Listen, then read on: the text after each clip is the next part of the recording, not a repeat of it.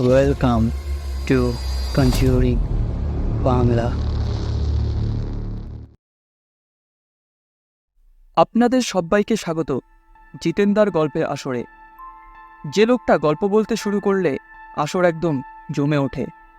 আমাদের এই আসরটি আমি, অনিক, আর্য এবং আমাদের সবার প্রিয় জিতেন্দাকে ঘিরে। প্রতি সন্ধ্যায় আমাদের এই অতি প্রিয় আসরটি জমে ওঠে গ্রামের একটি খড়ের চালাঘরে। আপনাকে একদম ক্লাসিক গ্রাম বাংলার ভূতের গল্পের আনন্দ দিতে আমাদের আজকের নিবেদন জিতেন্দার গল্প সিরিজের প্রথম গল্প কালিকাপুরের মন্দির। এমনই আরও নতুন নতুন গল্প প্রতি সপ্তাহে শুনতে চটপট সাবস্ক্রাইব করুন আমাদের চ্যানেল কনজিউরিং বাংলা, এবং সব গল্পের আপডেট সবার আগে পেতে বেল আইকনটি ক্লিক করতে ভুলবেন না। শুরু হচ্ছে আমাদের আজকের গল্প। আজ বিকেলের পর থেকেই মুষলধারে বৃষ্টি পড়ছে। এইরকম পরিবেশে জিতেন্দার গল্প ছেড়ে আর কিছু ভাবা সম্ভব না। তাই আমি নিজেকে বাড়িতে আটকে রাখতে না পেরে ছাতা হাতে বেরিয়ে পড়ি। এসে দেখি জিতেন্দা আগে থেকেই সেই ঘরটিতে এসে বসে আছে। আমি জিজ্ঞেস করলাম, জিতেন্দা কখন এলে?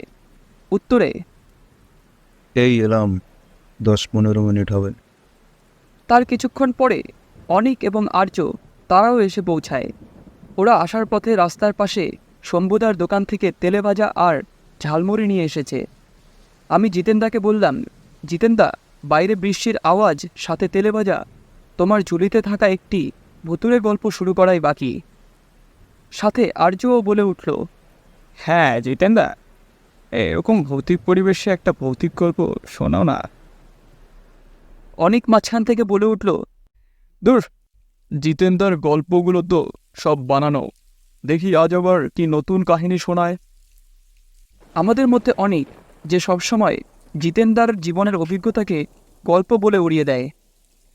অনেকের কথা শুনে জিতেন্দা একটু গম্ভীর হয়ে বলল, অনেকের তো সব কিছুই গল্প বলে মনে হয়। যেদিন তুই এসব অভিজ্ঞতার সম্মুখীন হবি তাহলে বুঝতে পারবি যে এগুলো সত্যি নাকি মিথ্যে।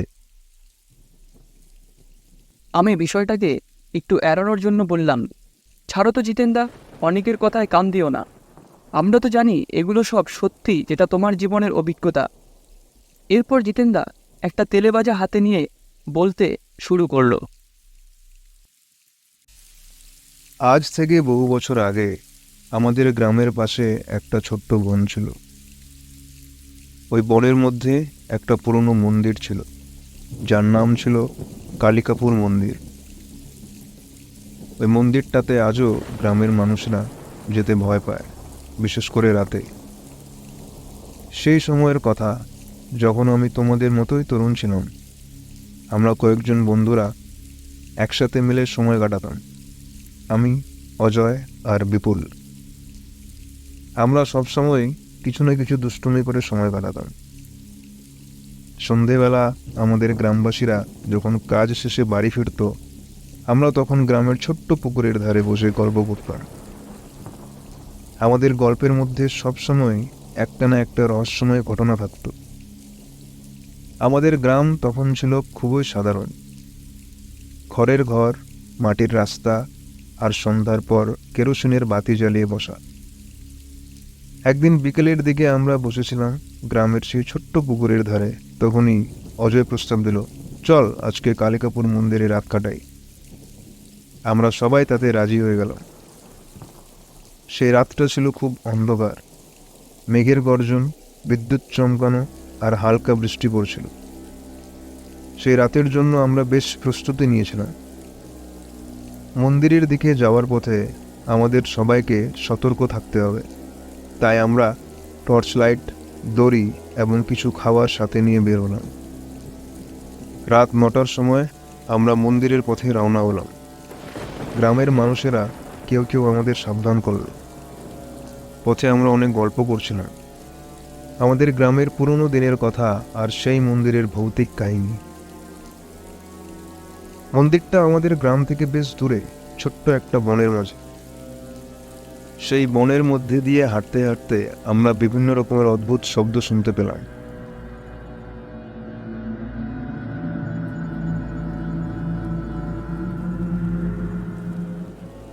বনের মাঝখানে একটা ছোট্ট পথ ধরে আমরা মন্দিরের দিকে এগিয়ে যাচ্ছিলাম।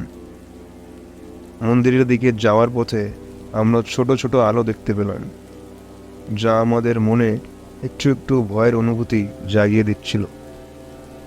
আর্য চোখ বড় বড় করে বলল, কী ধরনের আলো জিতেনদা?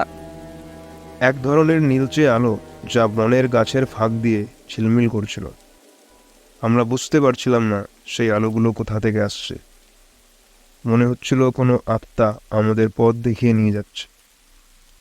আমরা একটু ভয় পেয়েছিলাম, কিন্তু সাহস করে এগিয়ে চললাম। অবশেষে আমরা মন্দিরের কাছে পৌঁছালাম। মন্দিরের প্রবেশ পথটা অনেক দিন ধরে বন্ধ ছিল। চারপাশে জঙ্গলে ঢেকেছিল। আমরা আমাদের দড়ি দিয়ে গাছের ডালপালা সরিয়ে মন্দিরের ভেতরে ঢুকলাম। মন্দিরের ভেতরটা ছিল অন্ধকার আর নীরব। চারপাশে শুধু বন্য জন্তুর ডাক শুনতে পাচ্ছিলাম।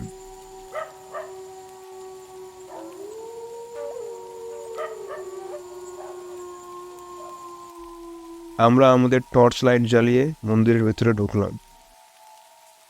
মন্দিরের দেওয়ালগুলোতে পুরনো ছবি আর মূর্তি ছিল, সবগুলোই কালো রঙে আবৃত। আমরা বসে পড়লাম মন্দিরের ভেতর একটা বাতি জ্বালিয়ে। প্রথম কিছুক্ষণ ঠিকঠাক ছিল।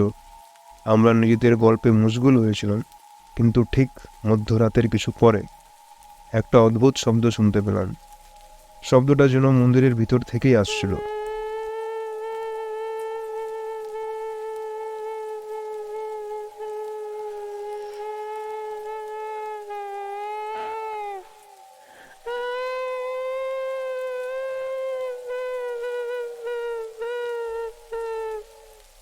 অনেক হেসে বলল, জিতেনদা, এসব তো বানানো গল্প। অনেকের কথা শুনে জিতেনদা একটু সিরিয়াস ভঙ্গিতে বলল, এটা বানানো কোনো গল্প না অনেক। আমার বন্ধু অজয় আর বিপুলও সেই সময় সাথে ছিল। শব্দটা ছিল এক ধরনের কান্নার আওয়াজ, খুব গভীর আর ভয়াবহ। আমরা সবাই চমকে উঠলাম।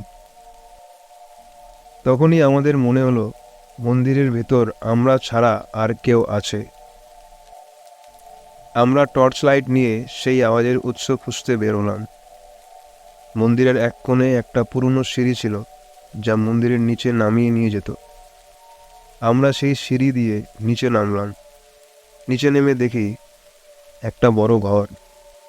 ঘরের মাঝে একটা পুরনো পাথরের কুয়া। সেই কুয়ার মধ্য থেকেই সেই কান্নার আওয়াজ আসছিল। আমরা কুয়ার কাছে গেলাম আর দেখতে পেলাম কুয়ার মধ্য থেকে একটা সাদা সিল্কের শাড়ি পরা মেয়ের মূর্তি ধীরে ধীরে উপরে উঠছে, কিন্তু তার চোখ দুটি ছিল রক্ত লাল।